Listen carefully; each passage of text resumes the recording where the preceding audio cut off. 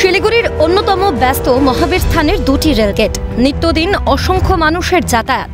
যদিও সেই দুই গেটের এতটাই ভয়াবহ অবস্থা, দুর্ঘটনার আশঙ্কা নিয়েই করতে হয় চলাচল। এবার এই দুটি রেলগেটের কাজের জন্য রেলের আধিকারিকদের সঙ্গে কথা বলেন শিলিগুড়ির বিধায়ক শঙ্কর ঘোষ। শুধু তাই নয়, নিজে উপস্থিত হন এলাকা পরিদর্শনে, সঙ্গে ছিলেন রেলের আধিকারিকরাও।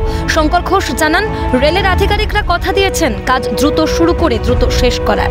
সেক্ষেত্রে প্রয়োজন মেয়রের হস্তক্ষেপও।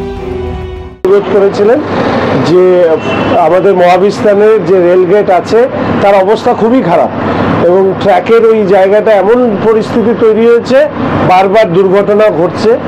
তো স্বাভাবিকভাবে বিধায়ক হিসাবে আমার দায়িত্ব, আমি রেলকে কর্তৃপক্ষকে জানাই এবং রেল কর্তৃপক্ষ তারা তাদের অফিসার্সদেরকে পাঠায়।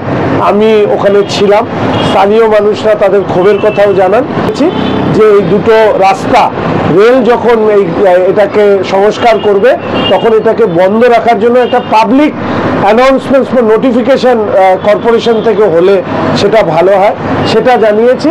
আর যখন একটাই কাজ হবে, একটা খোলা থাকবে, এইভাবে এই কাজটা খুব দ্রুত গতিতে সম্পন্ন হবে। এ প্রসঙ্গে মেয়রও জানিয়েছেন, রেল কিছু জানালে নিশ্চয় ব্যবস্থা নেবে প্রশাসন। এটা ট্রাফিক দিয়ে ডিসিপি ট্রাফিক দেখে, ওরা দেখবে ব্যাপারটা, এটা রেল দেবে, এটা বিধায়কের কিছু বিষয় না। এটা হচ্ছে রেল একটা রেলের জায়গায় কাজ করবে, গভর্নমেন্ট টু গভর্নমেন্ট হয়। রেল চিঠি দিলে নিশ্চয়ই সেখানে প্রশাসন সেটা দেখবে। এটা ট্রাফিক তো পুরসভা লাগে না, ট্রাফিক দেখে, ট্রাফিকের ডিসিপি আছে, ট্রাফিকের লোকেরা আছে, তারা দেখবে। এটা ট্রাফিককে রেল থেকে যোগাযোগ করলে নিশ্চয়ই ট্রাফিক সেভাবে ব্যবস্থা। শিলিগুড়িবাসীর অপেক্ষা কবে সম্পন্ন হয় ব্যস্ততম মহাবীর স্থান রেলগেটের কাজ।